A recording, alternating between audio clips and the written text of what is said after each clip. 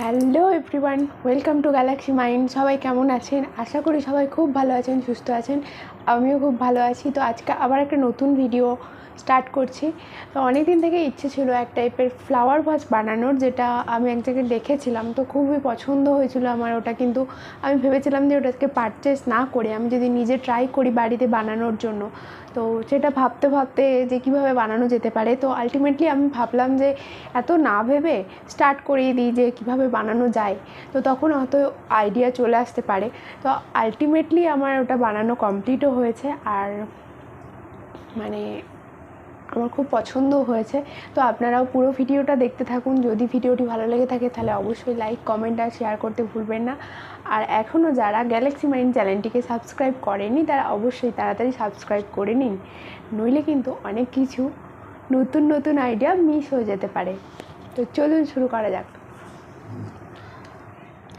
তো এটার জন্য আমি কার্ডবোর্ডের মধ্যে যেই শেপের ফ্লাওয়ার ভাসটা হবে সেই শেপটা প্রথমে পেন্সিল দিয়ে ড্র করে নিয়েছি। আর এটা কিন্তু দুটো কাটতে হবে, মাঝখানে যেহেতু গ্যাপ থাকবে তাই দুটো দিয়ে মাঝখানের গ্যাপটা আমি অন্যভাবে দিয়েছি, সেটা দেখলে বোঝা যাবে। তো এইটা ভালো করে কেটে নিতে হবে। আর মাঝখানে যে হোলটা আছে, মাঝখানে যে দাগটা দেখছেন ওটাও কাটা হবে। তো এই দেখুন, এইভাবে মাঝখানটা গ্যাপ থাকবে। আর এটা আমি দুটো কেটেছি। দুটো কাটার পরে মাঝখানে আমাকে গ্যাপ দিতে হবে কিছুটা। তো সেটার জন্য আমার কাছে এরকম ওয়েস্ট থার্মোকল ছিল, সেইটাকে ছোট ছোট টুকরো করে কেটে নেব ফার্স্টে।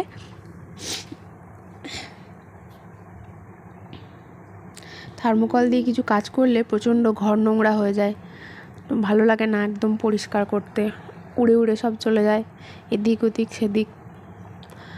তো এই দেখুন এরকম ছোটো ছোটো টুকরো কেটে নিয়েছি। তো তারপরে এরকমভাবে চারিদিকে এইগুলো অ্যাটাচ করে দেব। আর এইটা যেন সব থার্মোকলগুলো যেন সমান সাইজের হয়, মানে থিকনেসটা যাতে সমান সাইজের হয়, কেননা কি এর উপরে আর একটা পার্ট বসানো হবে যেহেতু। তো দুই দিকেই আমি ফেভিকল লাগিয়ে নিয়ে একদিকটা অ্যাটাচ করেছি নিচে, আর একদিকটা ওপর দিকে থাকবে। তো ওপরে যেই পার্টটা থাকবে সেই পার্টটা ওই ফেভিকলের ওপরে অ্যাটাচ হয়ে যাবে। এই দেখুন, এটা অ্যাটাচ করে নিয়ে কিছুক্ষণ রেখে দিতে হবে যাতে এটা শুকিয়ে যায় একদম খুব ভালো করে। আর এই সাইডটা যেহেতু ফাঁপা রয়েছে, মানে ফাঁকা রয়েছে, তো সেই জন্য আমাকে এটা ভরাট করতে হবে। তার জন্য আমি টিস্যু পেপার দিয়ে সাইডগুলো ভরাট করে নিয়েছি প্রথমেই। তো ভরাট করার পরে এটা খুব ভালো করে শুকিয়ে নিতে হবে। আর শুকিয়ে নিলে কিন্তু এটা সাইডগুলো হার্ড হয়ে যাবে। তো এরকম না যে মানে সাইডগুলো খালি রয়েছে বলে সাইডগুলো ফাঁপা থাকবে বা হালকা থাকবে বা নরম হয়ে যাবে। টিস্যু পেপার দিয়ে ফেভিকলের সাহায্যে এগুলো মানে টিস্যু পেপারটা লাগালেই ওটা কিন্তু হার্ড হয়ে যায় যখন এই ফেভিকল দিয়ে লাগানো হবে। তো এরপর ওখানে আমি একটা পুট্টি পেস্ট দিয়ে একটা লেয়ার আমি ব্রাশ দিয়ে এটাকে পুরোটা কভার করে নিয়েছি। তারপর আমি যেহেতু এটাকে পুরোটা সারফেসটা আমাকে প্লেন করতে হবে, তো সেই কারণে আমি এখানে পুট্টির ডো নিয়েছি। পুট্টির ডো নিয়ে এর মধ্যে একটু একটু করে পার্ট বেলে নিয়ে এরকম করে আস্তে আস্তে করে লাগিয়ে নিতে হবে। পুরোটা একসাথে করা সম্ভব নয়, পুটি যে ডোটা হবে ওটা অত বড় বেলে তুলে লাগানো সম্ভব নয়। তো সেই জন্য একটু একটু পার্ট বেলতে হবে, একটু একটু পার্টের জন্য, আর একটু একটু করে অ্যাটাচ করে যেতে হবে। আর এইভাবে অ্যাটাচ করার পরে খুব ভালো করে মেশাতে হবে, নইলে কিন্তু এটা মানে খুলে চলে আসতে পারে। এটা যেহেতু অনেকটা ভারী আছে, তো সেই জন্য খুব ভালো করে এটাকে মেশাতে হবে। তো দেখুন আমার মোটামুটি পুরোটা তৈরি হয়ে গিয়ে তারপর শুকিয়ে নিলে এরকম দেখতে হবে। তো তারপরে আমি এখানে মানে পেন্সিল দিয়ে কিছু ড্র করে নিয়েছি যেই ডিজাইন করব। তারপর আমি এখানে পেন্টিং শুরু করে দিয়েছি। এরপর কালার তো করতেই হবে, কালার না করলে হোয়াইটও রাখা যেতে পারে। হোয়াইট রাখলে আর একটা কথা বলতে ভুলে গেছিলাম, প্রথমে আমি জেসো অ্যাপ্লাই করে নিয়েছি হোয়াইট যেটা। তো হোয়াইট জেসো অ্যাপ্লাই করার কারণ এটা যেহেতু একটু স্মুথ হবে, প্লেন হলে যত প্লেন হবে তত দেখতে সুন্দর হবে। তো সেই জন্য আমি এখানে জেসোটা অ্যাপ্লাই করেছি যাতে সারফেসটা একদম প্লেন দেখায়। তো তারপরে আমি এখানে ওই ডিজাইনটা ড্র করেছি পেন্সিল দিয়ে, তারপরে আমি এখানে কালারগুলো করছি।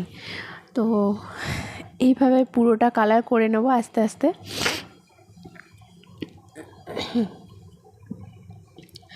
অনেক জায়গায় সাদাও পাওয়া যায়। তো আমার সাদাটাও ভালো লাগছিল, কিন্তু ভাবলাম যে একটু ডিজাইন করাই যাক, তো সেই জন্য ওর উপর ডিজাইন করতে শুরু করে দিলাম। এখানে একটা গন্ডগোল হয়ে গেছে, দেখুন রেড যে কালারটা ছিল ওই কালারটা গড়িয়ে গড়িয়ে চলে এসেছে।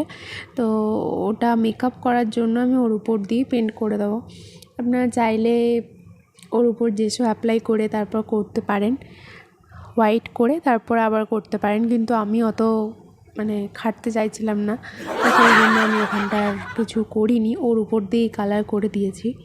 যেখানে যেই কালারটা দিয়েছি সেখানে সেই কালারটা ওর উপর দিয়েই করে দিয়েছি।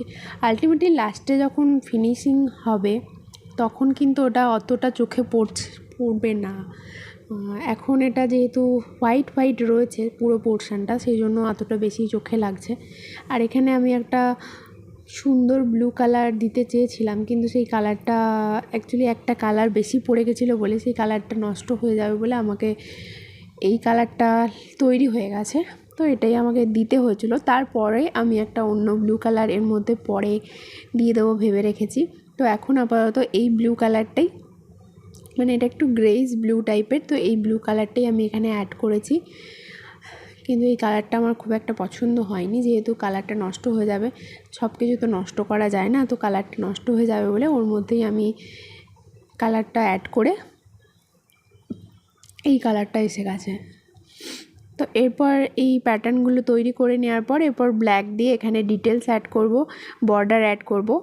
ডিটেলস না অ্যাড করলে যেই জিনিসটাই বানাবেন আপনি সেটাই খুব একটা ভালো লাগবে না, অসম্পূর্ণ থেকে যাবে জিনিসটা।